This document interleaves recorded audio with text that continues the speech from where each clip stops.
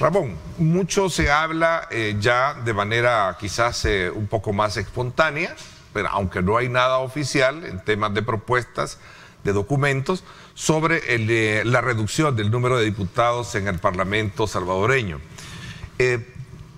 Tú perteneces a una institución que a lo largo de estos años ha venido meticulosamente estudiando varios aspectos que tienen que ver con el clima electoral, ¿sí? Me gustaría, y de los partidos políticos, y me gustaría también de primera instancia conocer tus impresiones con relación a esta discusión, a este tema. Exacto. Mira, Ernesto, yo creo que seguimos cometiendo en El Salvador el mismo problema que se viene cometiendo por muchos años. Indistintamente de quien tenga control del aparato legislativo y la posibilidad de generar una buena reforma en materia de sistema electoral, el error que se sigue cometiendo es que se ven las reformas una y otra de manera muy aislada. Muchas veces preocupa es que también la reforma electoral a veces se da sobre la base de un desconocimiento o de una confusión que puede generar. Por ejemplo, de acuerdo con algunas declaraciones que yo he escuchado de algunos diputados, a mí lo que me parece es que confunden lo que es el voto y lo que es la marca. No entienden que los votos son para los partidos políticos y sirve para definir la cantidad de diputados que cada partido político gana en una circunscripción.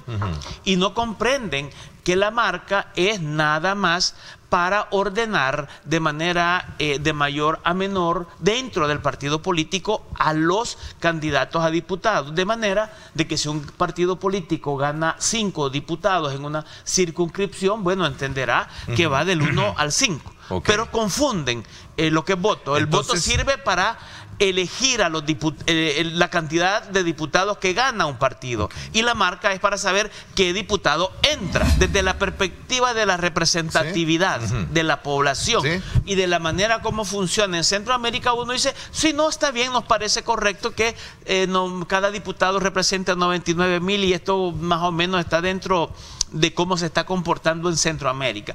Esa es una discusión, digamos, muy concreta, muy al número, muy sustentada en la base de la representación del pueblo. Pero, como digo, yo tengo que observar que son los otros principios que la misma Constitución me dice. Si me dice la pluralidad, entonces ya no tiene que ver con la población, tiene que ver con los partidos. Cómo se hace representar, cómo se va a generar ese mecanismo de pluralidad.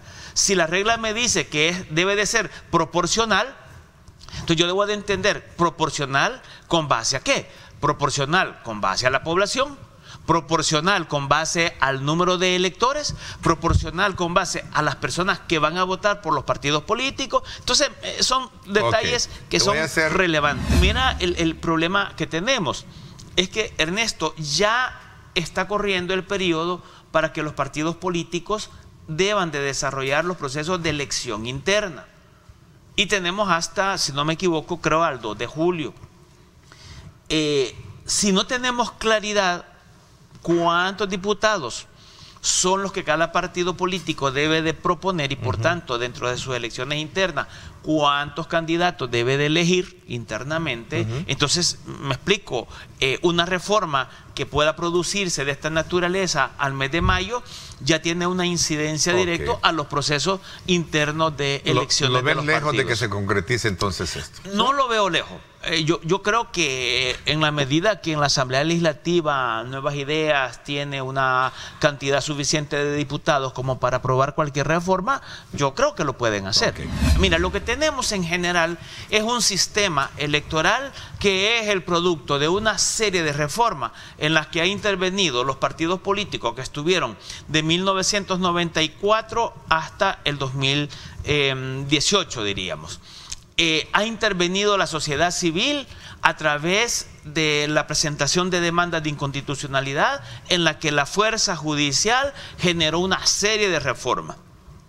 Todas esas reformas que se han generado por intereses partidarios o por fuerza judicial, lo que nos ha llevado es a tener como una especie de mostrito de sistema electoral. Un sistema electoral todo parchado. ¿Sí? Claro. ¿Qué es lo que nos lleva a la necesidad de repensar de manera muy seria y muy responsable sobre el sistema electoral que El Salvador debería de tener.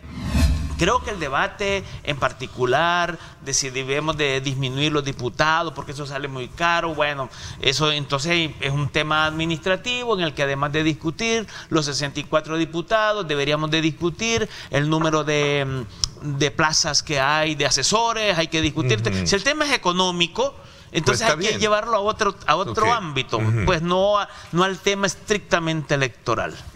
Necesitamos una entidad que administrativamente no solo organice el proceso de las elecciones para que la gente vaya a votar, sino para que garantice el control también de todos los procesos internos, tanto de las reglas de democracia interna como del financiamiento de los partidos. O sea, decir, ¿qué tipo de entidad entonces queremos? Una entidad que sea fuerte para controlar y que garantice que la competencia electoral sea transparente, equitativa, etcétera, ¿no? También debo de decir que la ley aprobada en el mes de octubre sigue en deuda con el efectivo cumplimiento de la sentencia 156-2012, porque la sentencia ordenaba a la Asamblea Legislativa que debía de tener las reglas para la elección presidencial, legislativa y municipal. Y aunque hay un avance importante, sigue, digamos, parcialmente incumpliéndose la sentencia. Ramón, habías quedado un poco en aclarar cómo está ahora el tema de la persona que tiene un DUI, ¿verdad? Para emitir su sufragio por los diputados en el exterior. Primero hay que entender que los residentes en el exterior pueden tener DUI con residencia en el exterior, ya sea que haya sido emitido en el exterior, ¿sí?, o que haya venido aquí al país, pero pidió que su dirección fuera de Estados Unidos, de Alemania, de Australia, no importa. Esas personas con esa dirección en el exterior son parte de estos 626,000. Esas personas van a poder votar a través de la modalidad electrónica, utilizando cualquier dispositivo móvil o computadora, siempre que tenga acceso a internet y esté en donde se encuentre, va a poder votar por la modalidad electrónica. Y su voto va a caer nada más exclusivamente para poder elegir a diputados del departamento de San Salvador. La ley le ha establecido al Tribunal Supremo Electoral que a más tardar, si yo no me equivoco, a más tardar a junio, debe de tener bien claramente el sistema electrónico, la modalidad electrónica que se va a utilizar. El tiempo que hay es relativamente corto, digamos que no se tiene conocimiento muy preciso de lo que el tribunal exactamente está haciendo. Sabemos que está trabajando en ello, pero no hay detalles específicos respecto de el procedimiento, las empresas, etcétera, ¿no? Pero hay una fecha. A junio el sistema debe de estar listo. Si lo sacamos a esos 626,000 que viven en el exterior y tomamos únicamente los 5.508.359 que son registros de El Salvador y nosotros lo comparamos con el dato de población, vamos a encontrar que el dato de población al cierre de diciembre de 2022 era de 4.410.531. Eso nos da una diferencia de más de 1 millón, cerca de 1.100.000. Quiere decir que tenemos un sobreregistro. Yo siempre he señalado una cosa: la construcción de la democracia en los países necesita de que se le inviertan los recursos que se necesitan. El desarrollo de la democracia también es cara, ¿verdad? No es que esto sea barato. Lo que sí debe de considerarse es que la inversión que se haga sea lo más racional posible, ¿verdad? Eso sí, pero sí se va a encarecer porque el voto del exterior lo va a tener que encarecer, definitivamente. Yo creo que hay que tener la confianza. Yo no tendría por qué estar desconfiando del Tribunal Supremo Electoral en el sistema que vaya a aplicar. Hay que tener confianza en que el tribunal estará haciendo lo correcto, estará haciendo el proceso de manera de garantizar que el sistema a utilizar sea respetuoso de la voluntad popular. Ok, con relación a estas advertencias sobre campaña adelantada, ¿cuál es tu análisis? ¿Crees que hay una robustez legal para poder detener estas situaciones, ¿no? Yo creo de que ayer hubo elecciones internas, incluso nuevas autoridades del COENA, por ejemplo, al día de ayer, ¿no? Sí, yo creo que el tribunal tiene las normas necesarias, Ernesto, para poder aplicarlas y poder hacer cumplir lo que el Código Electoral establece y establecer las penalidades o administrativas correspondientes a los partidos políticos que estén ya en campaña adelantada. Voy a comenzar con una pregunta bien práctica, ¿no? Y que creo que todos, a raíz de estos problemas de congestionamiento que se han generado en los últimos días, nos las estamos haciendo. ¿Por qué razón de la noche a la mañana viene y se presentan estos problemas de tráfico tremendo que tenemos hoy en día? Sí. En algunas concentraciones, San Salvador, por ejemplo. Sí, lo que sucede es lo siguiente. Nosotros, pues, luego de la pandemia en el año 2020, pues se empezaron con clases virtuales al principio. De hecho, habían diferentes restricciones de circulación, entre otro tipo de cosas. Luego, en el año 2021, pues continuamos con las clases virtuales. En el 2022, pues iniciamos con clases semipresenciales, es decir, las personas, al menos no en su mayoría de las personas que están en universidades, escuelas públicas y privadas, pues no iban directamente al centro escolar, sino que lo podían hacer a través de una computadora, ¿verdad? Y ahí era donde podían recibir las diferentes clases e incluso realizar sus exámenes, pruebas, entre otros. Para este año 2023, las clases, pues como fue notificado por parte del Ministerio de Salud, ya son totalmente presenciales, tanto para las universidades públicas, privadas, como también pues para los colegios, ¿verdad? Y entonces, colegios, escuela pública y universidad ya están de manera presencial después de 3 años. Entonces, claro, ¿verdad? Son los 10 con 15 minutos de diferencia que ahora tiene uno para entrar o salir. Y eso, claro, y eso se congestiona. Se traduce en más autobuses, porque también hay más autobuses que tienen que circular en la carretera porque hay una mayor demanda de circulación. Esto los ha llevado a ustedes a no quedarse, como decía, de brazos cruzados. Ahí cuando lo interrumpen. Y eso, pues... los ha llevado a crear carriles reversibles, por ejemplo. Sí, justamente eso es lo que quería mencionar. Lo primero es, si bien es cierto, pues hay diferentes acciones que se pueden implementar, pero lo primero y a lo que le estamos haciendo énfasis en este momento, antes de agotar otras opciones, pues es la agilización del tráfico vehicular a través de gestores y policías de tránsito. ¿De qué manera? Primero, pues habilitando carriles reversibles en diferentes carreteras. Nosotros hemos habilitado actualmente 5 carriles reversibles e incluso pues vamos a ir expandiendo este tipo de acción a medida pues que vayamos viendo el comportamiento del tráfico vehicular. No solo es el habilitar carriles reversibles, sino que también hay otras acciones que nosotros vamos a estar ejerciendo y que ya empezamos este día en las diferentes carreteras, y es que pues en los diferentes semáforos que tenemos van a haber gestores y policías de tránsito para poder agilizar el tráfico vehicular. Ahora, cuando digo que van a agilizar el tráfico vehicular, significa que no van a seguir necesariamente el comportamiento del semáforo, porque actualmente los semáforos de nuestro país tienen un comportamiento de acuerdo a una sincronización que se ha hecho de manera manual, es decir, 30 segundos para cambiar de rojo a verde y luego pues otros 30 segundos para volver a que sea el semáforo en rojo. Entonces, pero esto no responde necesariamente en una intersección a la cantidad de vehículos que circulan. Es decir, puedes tener más carros en un sector y el semáforo va a estar la misma cantidad de tiempo en rojo, aunque haya más carros. Entonces, eso lo tiene que hacer el gestor de tráfico. Vamos a dar más tiempo en las carreteras principales, por ejemplo, para ingresar del Boulevard Constitución, va a pasar, por ejemplo, un semáforo en rojo que va a dar paso, va a pasar un semáforo en verde que va a dar paso y luego, pues, la siguiente vez que el semáforo se ponga en rojo, pues ahí para y sigue el flujo de las intersecciones donde hay menor cantidad de vehículos. Ya sabemos que en la mañana hay una mayor cantidad de vehículos que entran al área metropolitana y pasan en las arterias principales, es decir, en el Boulevard Constitución tenemos obviamente una mayor cantidad de vehículos que lo que circulan en las diferentes intersecciones. Claro, ¿verdad? Hay tramos complicados, pero sabemos que esta arteria, es decir, si tú ves las arterias aledañas, pues la incorporación de vehículos prácticamente es casi que nula, es decir, es mínima.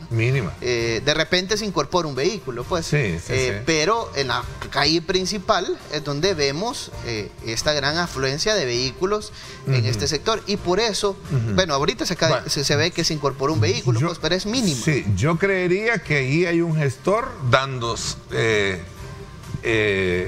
sacando todo este contenido, esta cantidad de vehículos. Esa es la idea. Puede ser que el semáforo esté en rojo, por ejemplo, pero la idea es que en esas intersecciones, en esos puntos, pues se dé fluidez, que al menos un semáforo en verde, un semáforo en rojo y otro semáforo en verde, pues garanticen un tránsito ágil en ese sector. Ahorita, por ejemplo, se ve que se puede apreciar en las imágenes que se han detenido los vehículos, pero sí hay ciertos momentos también, y eso sí hay que mencionarlo, que hay que dar paso a las intersecciones, ¿verdad? De acuerdo a las complicaciones que se vayan dando.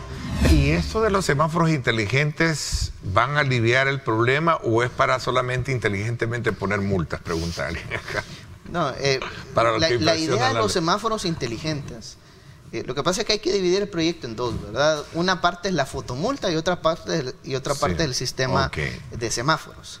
La idea de los semáforos al final es que, pues, estos tienen sensores, tienen sus cámaras que detectan una cantidad de vehículos. Hay un sistema Bluetooth que va a estar en diferentes calles y que al final, pues, detectamos también cómo está de complicada una intersección.